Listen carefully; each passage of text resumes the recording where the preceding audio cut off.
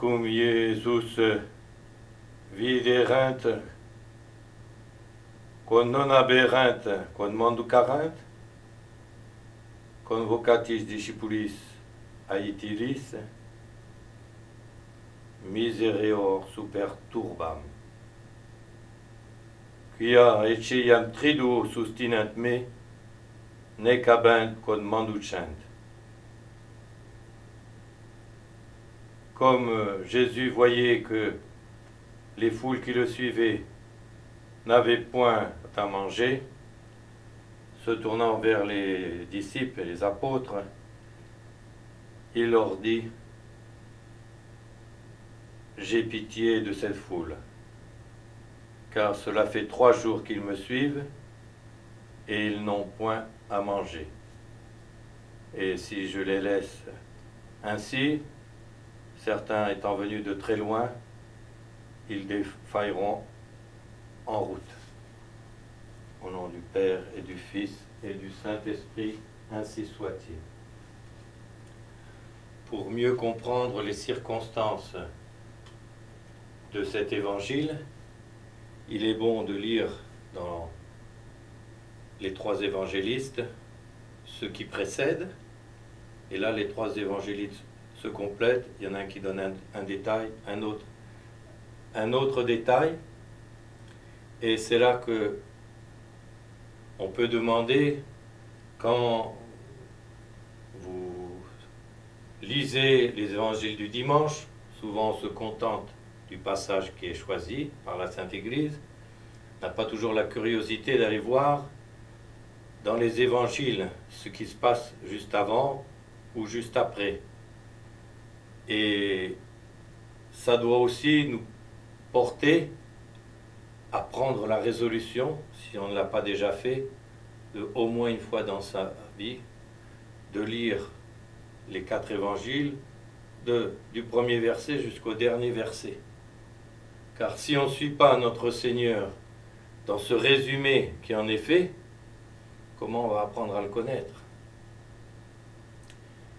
Que disent les évangélistes et des circonstances qui précèdent?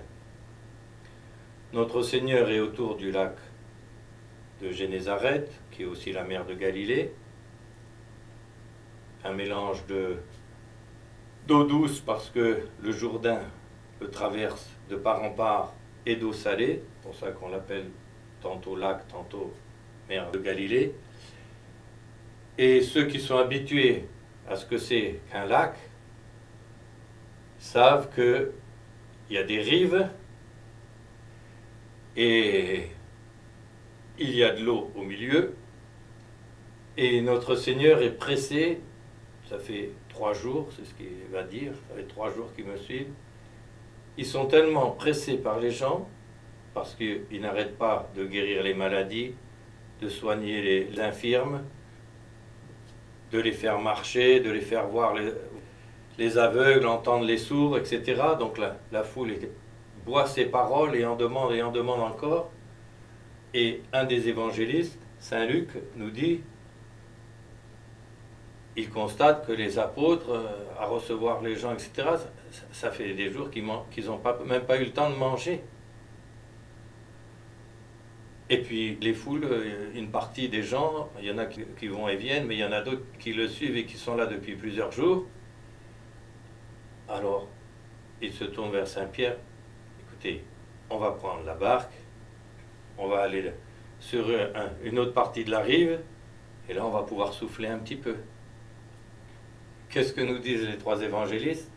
C'est que les gens voient vers où ils se dirigent. C'est un endroit un peu désert, mais par contre où il va y avoir beaucoup plus de place que là où ils étaient.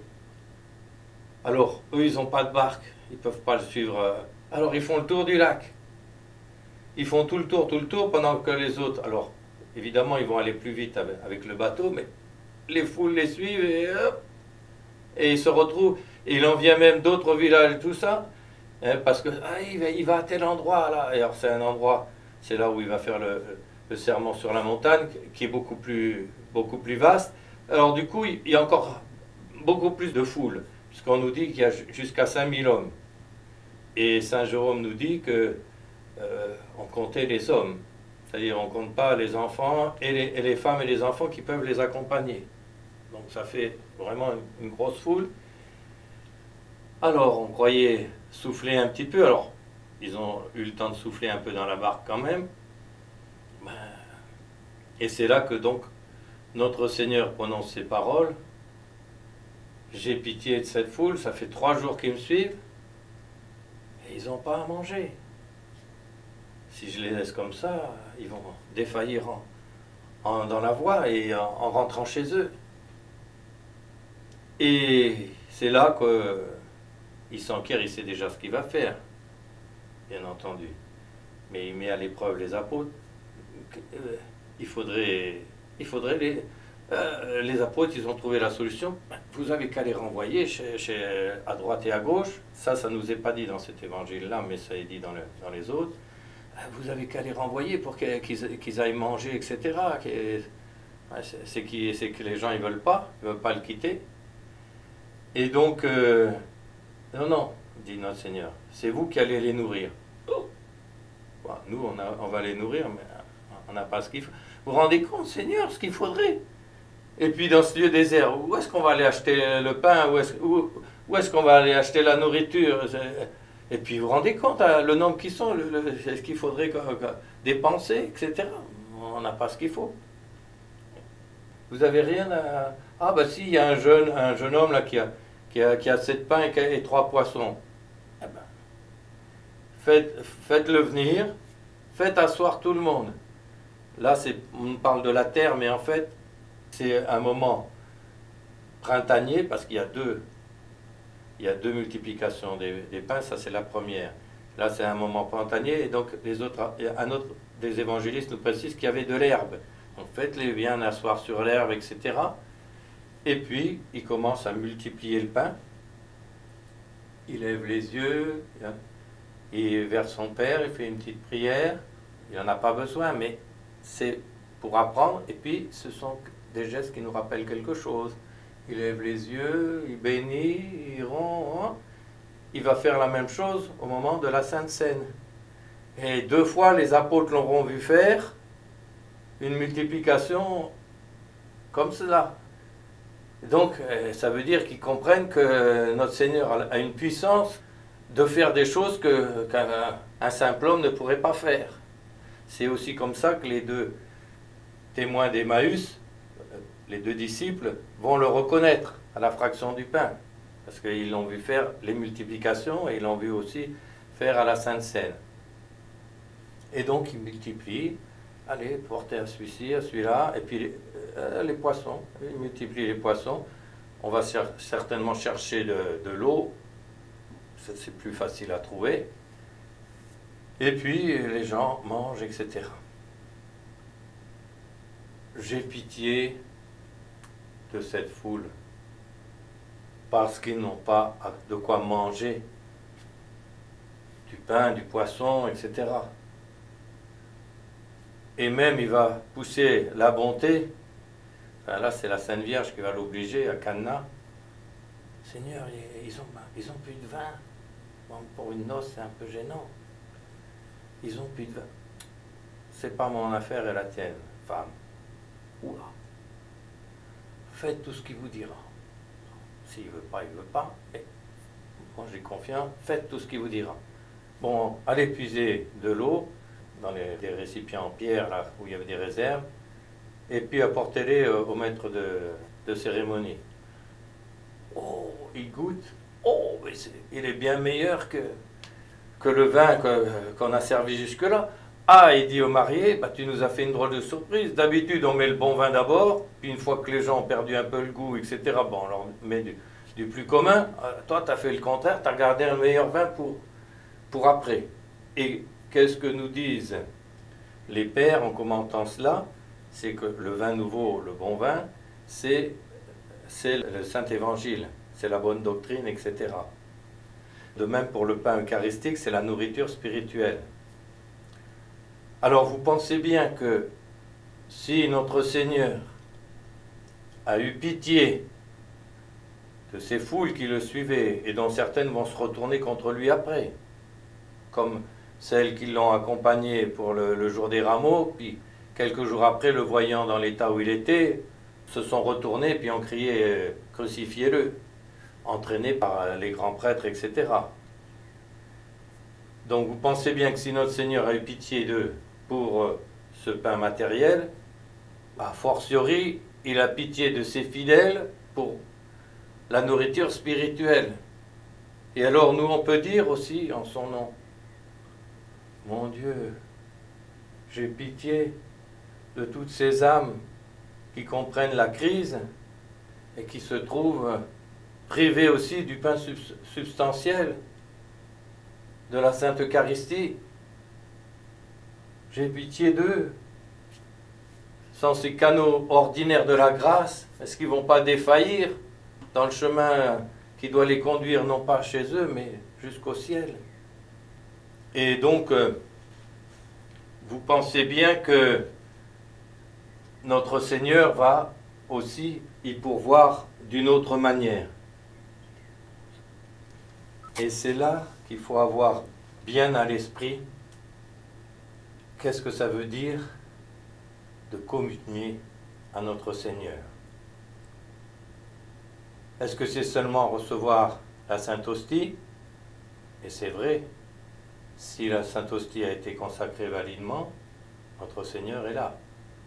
Si on le reçoit en soi, on reçoit notre Seigneur. Mais est-ce que ça suffit? Eh bien, il y a des commentaires profonds, impressionnants aussi, qui sont cités par la Sainte Église pendant l'octave du Saint-Sacrement. Ce sont des commentaires de Saint Augustin qui sont tirés de son commentaire sur l'Évangile selon Saint Jean. Et donc, il cite un passage de l'Évangile selon Saint Jean, où notre Seigneur dit « Ma chair est une vraie nourriture et mon sang une vraie boisson ». Et Saint Augustin commente, et à un moment de son commentaire, il fait une citation « Ce n'est pas comme nos pères qui ont mangé de la manne », c'est la figure de la Sainte Eucharistie, et qui sont morts. Pourquoi ont-ils mangé la manne et sont-ils morts? Parce que, croyant seulement ce qu'ils voyaient, ils n'avaient pas l'intelligence de ce qu'ils ne voyaient pas. Autrement dit, vous recevez notre Seigneur véritablement, s'il a été véritablement consacré, mais ce n'est pas forcément la façon dont le Seigneur veut être reçu. Ce n'est pas forcément d'une façon fructueuse. Une chose est le sacrement, une chose est le fruit du sacrement. Alors, il dit, si on l'entend de la mort physique, même ceux qui l'ont reçu d'une bonne manière, la manne, comme Finesse, il en a mangé et il est mort. Et pourtant, il a plu au Seigneur. Donc, ce n'est pas de la mort physique qui va être question. C'est de l'effet bon ou mauvais spirituel. Et il va prendre un autre exemple, à un autre endroit. Il dit que, il cite la communion de Judas. Judas a reçu notre Seigneur et en recevant notre Seigneur, le diable entra en lui, nous dit l'évangéliste. Quoi? Le diable entra en lui? Mais il a reçu, notre Seigneur a dit c'est ma chair, c'est la première transubstantiation, il a reçu la communion. Et le diable rentra en lui. Pourquoi? Parce qu'il l'a reçu en état de péché mortel. Celui qui reçoit et mange indignement, mange et boit sa propre condamnation, dit saint Paul. Donc il l'a reçu en état de péché mortel et en état de haine contre notre Seigneur, puisque il va sortir pour aller le livrer. Et saint Augustin dit donc que Finesse a mangé de la manne et il est mort.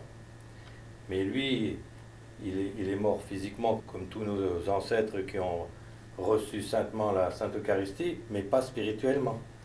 Mais, dit-il, combien participent à l'autel et meurent? Et c'est en y participant qu'ils meurent. Si je vais chez des schismatiques, c'est la communication in sacris, je reçois, si c'est des schismatiques comme ceux qui se sont autoproclamés orthodoxes, et qui ont véritablement les vrais sacrements et autres, je reçois vraiment notre Seigneur, je le fais en connaissance de cause. Si je ne suis pas en connaissance de cause, c'est encore autre chose. Dieu lit au fond des cœurs de chacun. Mais si je le fais en connaissance de cause, c'est communication in sacris, non seulement je ne fais pas quelque chose qui est agréé par Dieu, mais je fais quelque chose qui est condamné par l'Église et donc par Dieu. Et donc au moment où je donne le baiser de la communion à notre Seigneur, je donne le baiser de Judas. Je le trahis par le fait même. Et le diable entre en moi. Si on s'en tient à ce qu'a dit l'évangéliste de Judas. C'est pourquoi l'apôtre dit, il mange et boit sa propre condamnation. C'est aux Corinthiens 11, 19. Celui qui reçoit notre Seigneur d'une façon indigne. La bouchée du Seigneur ne fut-elle pas un poison pour Judas? Et quel est le terme qu'il emploie, qu'on peut tout à fait traduire par poison, mais venenum. Tiens, ça correspond à ce que dit l'évangéliste. Le diable, le serpent, le venin. Et c'est en communion, il reçoit le poison. Qu'est-ce que vous dites, Saint Augustin? Mais je suis perdu. C'est bien notre Seigneur qui reçoit. Il a été consacré validement. La bouchée du Seigneur ne fut-elle pas, et pourtant c'était notre Seigneur qui se donnait lui-même, un poison, du venin pour Judas, et cependant il l'a reçu. Et dès qu'il l'eut reçu, l'ennemi entra en lui. Non parce qu'il avait reçu quelque chose de mauvais, mais parce que, mauvais lui-même, il avait mal reçu quelque chose de bon. Réfléchissez donc, frères, je cite toujours saint Augustin, mangez spirituellement ce pain céleste, apprenez à porter une âme pure à l'autel. Donc voilà ce que nous dit saint Augustin. Et pour aller plus loin, quel est le but du sacrement de l'Eucharistie? Non seulement qu'on peut vénérer et adorer, bien sûr, et c'est la présence de notre Seigneur si consolante parmi nous, mais dans l'acte même de la communion. Quel est le but de Dieu? Eh bien, c'est ce qui est dit tout au long de l'octave du Saint-Sacrement. Entre parenthèses, l'office a été composé sur la demande du pape par un certain saint Thomas d'Aquin. C'est donc lui qui a choisi tous ces passages-là, et saint Thomas insiste énormément sur le passage de l'Évangile où notre Seigneur dit que je sois en vous et vous en moi. Les fidèles, je reprends un autre passage de saint Augustin, les fidèles connaissent le corps du Christ, s'ils ne négligent point d'être le corps du Christ. Qu'ils deviennent le corps du Christ s'ils veulent vivre de l'esprit du Christ. Quel va être le but de la communion? Le but de la communion, c'est l'union à Dieu. Et la Sainte Eucharistie, c'est notre Seigneur lui-même, mais notre Seigneur, il est à la fois la vérité, mais il est aussi la voie. Il est la voie, le chemin vers lequel on va vers la vérité. Et là, en quelque sorte, dans la Sainte Eucharistie, c'est fait comme un moyen pour se donner à nous et que nous nous donnions à lui.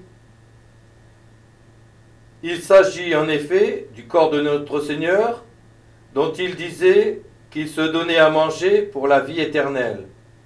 Or, il a expliqué le mode d'attribution de ce don de lui-même. comment il donnerait sa chair à manger. Il l'a expliqué en disant, « Celui qui mange ma chair et boit mon sang demeure en moi et moi en lui. » Voilà le but. Et donc, la Sainte Eucharistie et les sacrements sont des canaux ordinaires de la grâce, et ce sont des canaux extraordinaires. Et notre Seigneur y est même lui présent, etc. Mais il permet que même des impies consacrent validement, à certaines conditions, qui respectent évidemment les... Il se livre lui-même à des impies, comme il s'est livré au moment de sa passion. Il se laisse même donner à d'autres Judas. Il y a dans un fameux cantique de Saint Louis-Marie où il chante l'Eucharistie tout au long. Et puis il a aussi un couplet pour ce passage-là. Ceux qui reçoivent Jésus indignement mangent et boivent leur propre condamnation, ici de Saint Paul. C'est le baiser de Judas, le baiser de la trahison. Par l'acte d'amour essentiel, on va trahir notre Seigneur dans l'acte d'union à notre Seigneur, et on croit qu'on va avoir le fruit du sacrement. Alors bien entendu, il faut être conscient de la chose. Et donc ce qui importe, c'est d'être unis à notre Seigneur. Dans un autre passage, saint Augustin dit encore, « Nous demeurons en lui quand nous sommes ses membres, et lui demeure en nous quand nous sommes son temple. » Donc la communion que Dieu veut, c'est pas seulement le sacrement qui n'en est que le moyen, c'est que nous soyons en lui et lui en nous, que nous soyons en sa vérité et sa vérité en nous, que nous soyons en sa justice et sa justice en nous, que c'est pas ceux qui me disent Seigneur, Seigneur qui m'aiment, c'est ceux qui accomplissent ma volonté. Et donc, si notre Seigneur nous demande de participer à sa croix, à sa passion, en étant comme saint Herménégilde en prison, et alors qu'est-ce qu'il fait saint Herménégilde? Il a l'air de faire le contraire de ce que fait Judas, mais doublement il fait le contraire. Il est en prison, saint Herménégilde, prince, le fils aîné du roi des Visigoths, qui a rien. Il a été mis en prison parce qu'il a confessé la foi catholique. Alors son père veut le casser. Si mon propre fils aîné, celui en plus qui doit me succéder, il passe catholique, ça ne va plus. Alors, il l'a mis en prison. Écoute, ça va être Pâques. Je vais t'envoyer un évêque arien évidemment. Tu sais que c'est le précepte. On doit recevoir le corps de notre Seigneur et faire ses Pâques. Eh bien, si tu ne le reçois pas, non seulement tu défailles, mais tu seras exécuté. Et saint Grégoire, qui était très ami de saint Léandre et autres, et qui avait contribué à convertir saint Herménégilde, il dit, il repoussa, cet évêque et cette communion pascale, 6 coups des bêtes, comme il le devait. Et il aurait reçu notre Seigneur là, mais alors qu'il était conscient. S'il n'avait pas été conscient, ça aurait été autre chose. Mais sachant que c'était un hérétique, il l'aurait reçu, non seulement, il aurait reçu notre Seigneur sacramentellement, et donc notre Seigneur aurait été un instant en lui réellement, d'accord, mais comme Judas, il se serait coupé de notre Seigneur spirituellement par l'acte même de la communion. Étonnant, mais c'est comme ça. Donc il le repoussa comme il le devait, dit saint Grégoire le Grand, et alors il a été en communion avec notre Seigneur. Et puis il s'est fait couper la tête pour la confession de la foi, et c'est là où on voit que la confession de la foi passe avant les sacrements. Et il a été direct au ciel, et là c'est l'union pour l'éternité. Donc voilà la grande leçon de saint Augustin, de Saint Herménégilde, du pape Saint Grégoire et de la Sainte Église. Alors, on aime assister à la messe, et c'est normal, on est au pied du calvaire là. Mais notre Seigneur nous demande parfois, pas seulement d'y assister, mais de la vivre en nous-mêmes. Et qu'est-ce que c'est le sacrifice de la croix? C'est l'immolation. Par union à Dieu, etc., on accepte toutes les contrariétés qui peuvent arriver et autres. Et c'est l'union à notre Seigneur. Et c'est ça le but de la Sainte Communion. Et donc, cette nourriture spirituelle, bien, vous croyez que notre Seigneur qui a eu pitié de ces foules pour le pain matériel, qu'il n'a pas pitié des fidèles qui sont privés du pain substantiel de la Sainte Eucharistie, et qui en plus le sont par fidélité à sa vérité, par confession de la foi? Alors, vous croyez qu'il va les laisser sans les nourrir autrement? Mais par le fait qu'ils adhèrent à cette vérité au prix de tant d'efforts, ils sont en communion pleine avec notre Seigneur, et ils sont en communion au calvaire, sur la croix, parce que c'est pas agréable d'être privé quand on sait ce que c'est comme trésor, le Saint-Sacrement, la Sainte Communion. C'est pas par gaieté de cœur qu'on s'en prive. Quand on est à 4 mois du sacerdoce et qu'on vous dit, si vous ne reconnaissez pas l'intrus, ben vous n'avez plus qu'à quitter. C'est pas de gaieté de cœur qu'on le fait non plus. Mais je vais me faire ordonner en disant le contraire de ce que je vois, de la réalité? Mais il y en a des quantités qui font ça. Qu'est-ce que c'est que la lignée tuciste? C'est des tas de sectaires qui, pour de l'argent, se payent une ordination, etc. Puis après, ça leur sert à gruger des gens autour d'eux et à en vivre, etc. Et vous croyez qu'ils sont bénis par notre Seigneur? Ah, s'ils ont été validement, parce qu'on peut encore se poser des questions sur la validité, mais s'ils ont été validement ordonnés, ils vont consacrer validement. Comme les popes orthodoxes. Bon, il y en a certainement beaucoup qui sont de bonne foi parce qu'ils sont nés là-dedans, etc. Mais il y en a d'autres qui savent très bien, qui a le schisme, etc. Ils ont vraiment notre Seigneur, etc. Ils sont hors de l'Église et vous croyez qu'ils sont unis à notre Seigneur? Ah, ils le reçoivent, sacramentellement, oui. Quel va être leur sort? S'ils sont conscients, ben ils mangent et boivent leur propre condamnation. Quand ils vont arriver devant notre Seigneur, tu étais hors de l'Église, tu le savais. Ah, tu as eu ta petite vie tranquille, etc. Comme pope ou comme membre de la lignée tuciste, autoproclamé pape pour certains, etc. Ah, tu as eu ta petite vie tranquille. Mais maintenant, va-t'en de moi, éloigne-toi de moi, à jamais. C'est fini. Donc, qu'est-ce qu'il faut préférer?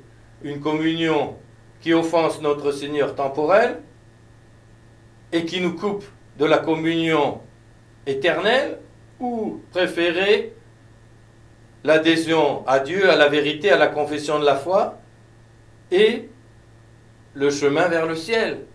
Alors évidemment, c'est vrai que sans les secours ordinaires de la grâce, eh ben on est en danger, on peut défaillir, etc. Et donc il faut d'autant plus prier. Mais si intérieurement on n'abandonne pas notre Seigneur, c'est jamais notre Seigneur qui nous abandonnera le premier. Et si par malheur on médite en ce moment au bréviaire la chute lamentable du roi David, c'est quand même celui qui a écrit tous les psaumes, c'est un des plus fervents, un des plus amoureux de Dieu. Il a eu cette faiblesse. En plein été, juste après le repas de midi, bien rempli, tout ça, et la tentation juste en face, là, aïe aïe aïe. Bon, il s'est laissé entraîner, et puis après ça, eh ben, il a essayé de faire arranger, de faire venir le mari, etc., et puis de l'envoyer pour qu'il aille auprès de sa femme, pour que si jamais, puisqu'elle lui a dit j'ai conçu, ben, qu'on croit que le fils était à son père, quoi. Et puis, eh bien, ça ne marche pas. Du coup, il demande au général Joab de le mettre à l'endroit le plus dangereux dans les combats. Et puis, eh bien, il meurt. Donc, il a fait un adultère, ça l'a entraîné au meurtre, etc. Alors, après, il se reprend, il demande pardon. Et il avait un confesseur, David. Il avait un prophète, le Nathan, qui est venu lui dire de la part de Dieu, il va t'arriver ceci, il va t'arriver cela. Oh! Comme il en rajoute à chaque fois, mon Dieu, j'ai péché. Je vous demande pardon, etc. Bon, alors, ça n'ira pas jusqu'à ta mort. Ouf, ça veut dire que ça allait arriver. Si il ne se repentait pas, eh ben, tu vas mourir. Mais, par contre, c'est le fils du péché qui, lui, va mourir. Oh mon Dieu, pas ça. Plutôt moi parce qu'il avait un bon cœur, David. Hein. Et alors, il fait du jeûne, etc., pour demander pardon à Dieu, puis aussi pour, mon Dieu, c'est vrai, j'ai péché, mais le petit, il y est pour rien, pardonner. Le petit meurt. Dieu ne voulait pas qu'on puisse penser à cet enfant pour succéder après, etc. Et puis en même temps, il fallait que ça marque et David et tout Israël, parce que son péché, comme dit Nathan, le prophète, au nom de Dieu, ça a été public. Tu l'as fait d'abord en cachette, mais ça s'est divulgué. Alors il y aura quelqu'un de ta propre maison qui te prendra ce qui t'appartient et qui fera exactement ce que tu as fait à ton prochain, ça va t'arriver à toi. Et il y a des passages de l'Écriture aussi où, par exemple, Job dit, si j'ai couché avec quelqu'un qui ne soit pas en enfer, que quelqu'un d'autre couche comme châtiment. Ça veut dire, c'est une horreur pour moi et je ne veux jamais faire des choses comme ça. Mais bon, il n'y avait pas de confesseur à cette époque-là. Il n'y avait pas la communion, il n'y avait pas la messe. C'était même largement en dessous de nous. On attendait le Messie, on le savait vaguement, tout ça. Mais notre Seigneur n'était pas encore incarné. On n'avait pas l'Évangile. Il n'y avait pas encore la Sainte Église. Il a pu obtenir pardon, oui. Il a pu se sanctifier, et combien? Et non seulement il s'est sanctifié, mais à travers ces psaumes où on voit la piété, son amour de Dieu, etc., il sanctifie des âmes et des âmes et des âmes dans tout le cours des siècles chrétiens. Donc, vous voyez comment ce qui est essentiel, ce qui est moyen, ce qui est le but, c'est à ça donc qu'il nous faut penser et se dire que quelles que soient les conditions dans lesquelles on a à vivre, comme le disait bellement d'ailleurs dans un commentaire sur les patriarches Don Moléon, en 1959, c'est juste avant la crise, mais c'est avant la crise, ces patriarches, ils se sont sanctifiés à un moment où il n'y avait ni l'Église, ni les sacrements, ni la prédication de l'Évangile. Et ça doit nous faire réfléchir, dit-il, que quelles que soient les conditions dans lesquelles on est à vivre, du moment qu'on reste unis à notre Seigneur, c'est ça le but de la religion. Religion, ça veut dire se relier à Dieu. Pour ça que tout ce qui est qu'on appelle religion, qui détourne de Dieu, ce sont des fausses religions. C'est pas la religion. Ça relie au diable, ça relie pas à Dieu. Donc voilà l'essentiel de la religion, c'est cette communion avec notre Seigneur. Notre Seigneur est tellement aimable. Regardez, les foules, ils n'arrivaient plus. Il y a un moment où c'est Saint Jérôme qui nous le dit, dont on va fêter le 16e centenaire de son trépas le 30 septembre prochain. Eh bien, il nous dit, notre Seigneur veut prier sur la montagne tout seul. Il y a eu aussi des foules qui le suivaient, tout ça. Alors là aussi, c'est la nuit qui arrive, pour pouvoir souffler un peu et les faire souffler. Allez, prenez la barque et puis allez de l'autre côté, je vous rejoindrai plus tard. Eh bien, comme poulit Théos, il les força à monter sur le navire. Et quel commentaire fait Saint Jérôme? Mais ils étaient tellement attachés à notre Seigneur, ils étaient tellement liés à lui, mais pas une seconde, ils voulaient être séparés de notre Seigneur. Et donc, il est obligé de le... Ah ben là, c'est lui qui nous ordonne tout ça. On ne peut pas l'aimer sans accès. Eh ben, voyez, eh ben, il leur ordonne d'être séparés de lui là aussi. Au moins, pas spirituellement, mais physiquement. Et Saint Jérôme de dire qu'ils avaient raison de ne pas vouloir être séparés, parce que qu'est-ce qui leur arrive après? Eh bien, c'est la tempête sur le lac, et c'est là que notre Seigneur vient en marchant sur les eaux. Puis après, il va faire venir Saint-Pierre sur les eaux, puis quand il va se rendre compte qu'il marche sur l'eau, Saint-Pierre, et du coup, il perd confiance, et puis notre Seigneur le rattrape. Homme de peu de foi, etc. Donc, vous voyez, notre Seigneur est tout-puissant, et ce qui ne nous donnera pas, si on ne peut pas les avoir par les canaux ordinaires, eh bien, il nous le donnera d'une autre façon. Les patriarches, ils ne les avaient pas, ces canaux ordinaires. Ils ont été sanctifiés d'une autre façon.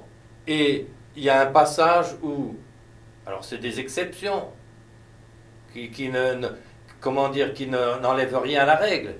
Mais il y a un passage de Sainte Thérèse d'Avila qui dit « Il m'est arrivé de recevoir plus de grâce dans une communion spirituelle que dans une communion sacramentelle. » C'est pas habituel, mais voilà.